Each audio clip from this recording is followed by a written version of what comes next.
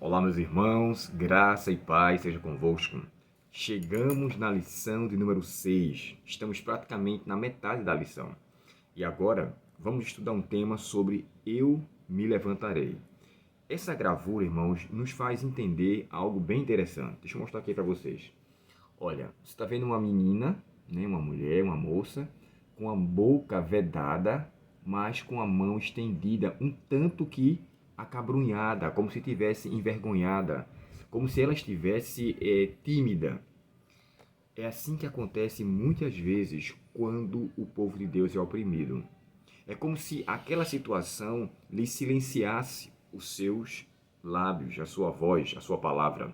Mas ainda assim, a gente deve levar em consideração que o tema Eu me levantarei está sendo dito no futuro, quer dizer, no momento a aflição, a angústia aparentemente prevalecerá.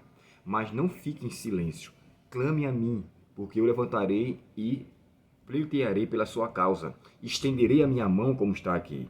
E aí, colocando-se a sua mão, sente-se seguro. Leve em consideração que aqui é a mão direita que está sendo colocada, a mão da força de Deus. Agora, sabem, me permita aqui me ater a um certo tempo com essa expressão, eu me levantarei. O livro dos Salmos, irmãos, fala diversas vezes sobre isso, pelo menos umas 20 vezes. Ele é praticamente o livro mestre para falar sobre essa expressão levantar-se.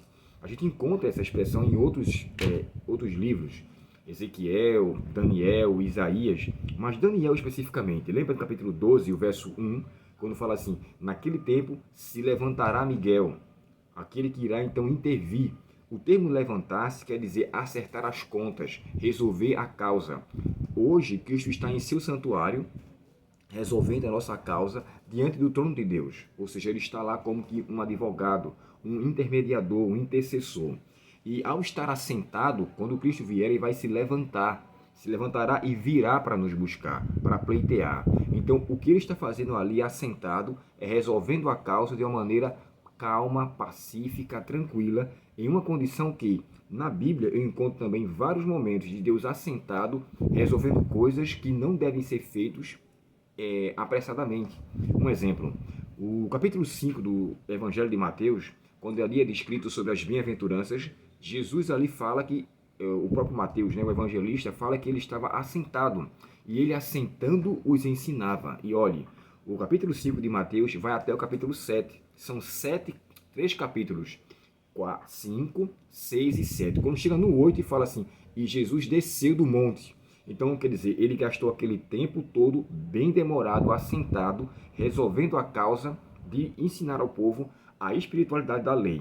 Mais à frente, a gente encontra Marcos 6, verso 40. Claro que Jesus pede para que todos se assentem, porque agora, em meio à inquietação e à aflição, vocês vão agora se alimentar. E ali Jesus realiza a primeira multiplicação dos pães. A terceira é no chamado Sermão do Olivete, ou Sermão do Monte das Oliveiras, onde Jesus começa a falar ali sobre o tempo do fim. No capítulo 24, 25 e 26, Jesus faz menção sobre isso também, e assentando-se começou a falar sobre as coisas referentes ao tempo do fim. Então, coisas sérias para se resolver devem ser feitas assentado. É o que Cristo está fazendo hoje no santuário celestial. E quando a gente vê as expressões se levantar, eu encontro aqui várias evidências disso.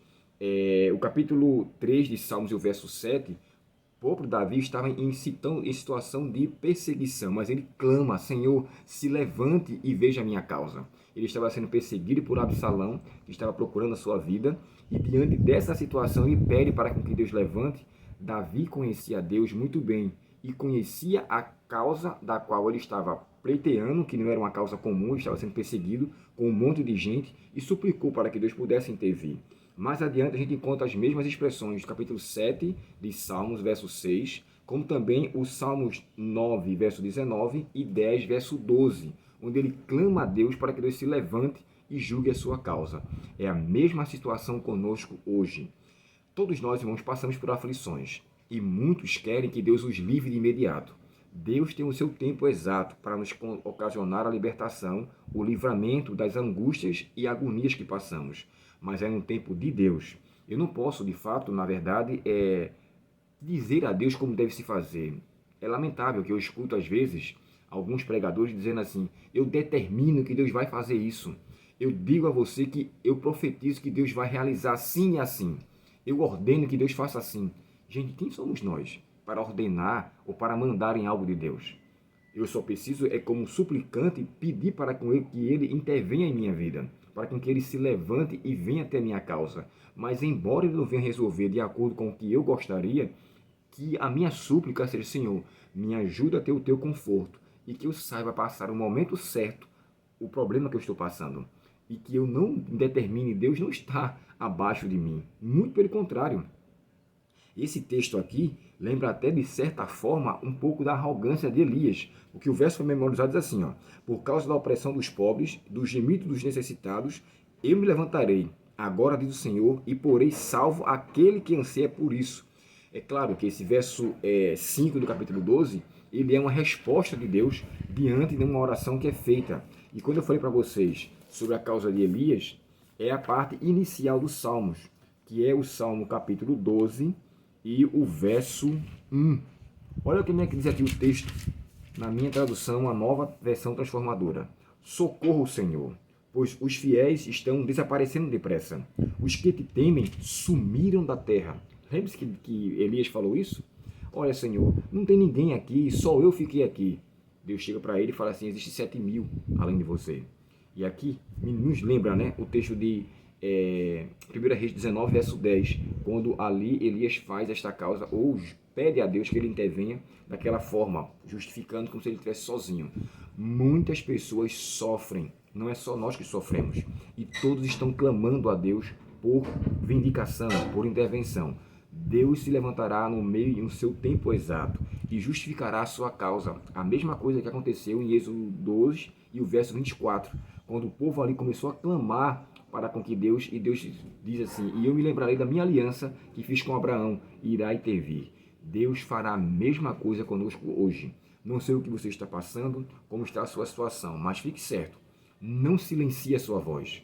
Continue clamando a Deus para fortalecer a sua fé e amadurecer a sua espiritualidade, e que Deus venha intervir no tempo certo para lhe salvar e lhe resgatar, porque isso Ele vai fazer com todos nós. Deus, portanto, nos abençoe e que clamemos a Deus para que Ele se levante em nossa causa e nos faça também nos erguer em nossa condição de caído, aparentemente caído, mas levantado para a honra e glória de Deus. Oremos ao Senhor nesse momento. Querido Pai Celestial, te agradecemos, Senhor, pela Tua palavra e pela esperança que ela nos dá. Que o Senhor se levante para pleitear a nossa causa, Pai. Nós te suplicamos bondosamente. Não temos o direito de determinar nada para Ti, mas que a nossa vida seja determinada pelo Senhor. Perdoa nossos pecados e nos mantém sempre ao Teu lado. Suplicamos essas bênçãos agradecidos. Em nome de Jesus. Amém. Deus muito te abençoe. Um feliz sábado na presença do nosso Pai Celestial. E que você tenha um bom final de semana. Até o próximo estudo. Até logo.